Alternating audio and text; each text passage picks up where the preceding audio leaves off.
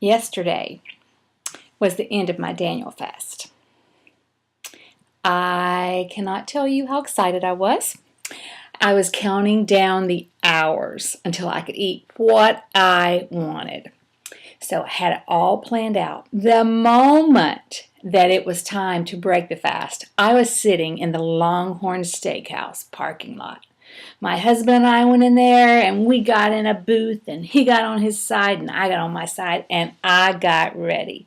The first thing they did was bring a loaf of bread about this big. I ate the whole loaf. My husband didn't get one piece of it.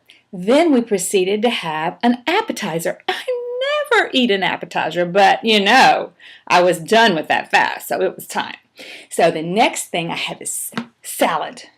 Now, I know we'd had a lot of salad with the Daniel fast, but not like this. It was covered in ranch dressing. Then came the bake. Nope. No, I had to have sweet potato because it was sweet with butter and brown sugar sprinkled all over the top of it. Delicious. Then came the steak I'd been waiting for. Medium, charred on both sides, melt in your mouth. So delicious. I enjoyed and devoured every part of it. It was absolutely wonderful. Then we got in our car and we drove down the road to Krispy Kreme donuts. I love that hot donut sign. Well, unfortunately, they didn't have any hot donuts this time, but I didn't care. I got me some anyway. Actually, I got a dozen, 12. Yes, 12.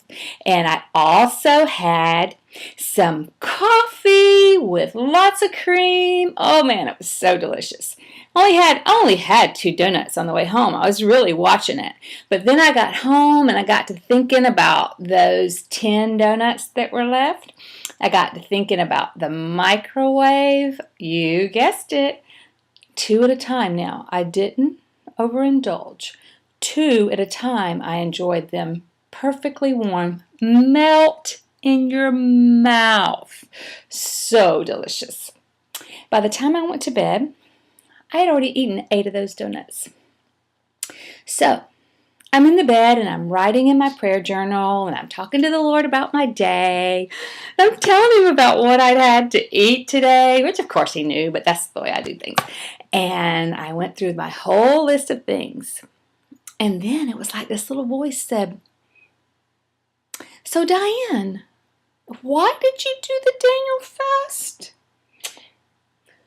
Well, Lord, I did the Daniel fast because I thought my flesh was just really getting out of control. Thanksgiving and Christmas, my body just thought it was in charge of me, and I just had to put it in its place and show my flesh that this is the temple of the Holy Spirit, and it had to straighten up. That's why I went on. That's why I did the fast. He said, And so then he said, "Well, Diane, what did you learn?" Well, I learned that I can do all things with Christ, that I was able to do the fast. I learned that I can be actually satisfied and feel really good on fruits and vegetables and whole grains. And I learned that the cravings stopped. He said, "Okay then, here's my question. I know what you ate today. What are you going to eat tomorrow?" Now, don't get me wrong. I don't believe the Lord has a problem with us feasting. As much as I can tell, it's biblical. And after each time, in the Old Testament especially, each time of fasting, they had a time of feasting. But what my goal was for the Daniel fast was to bear to be less of me and more of him.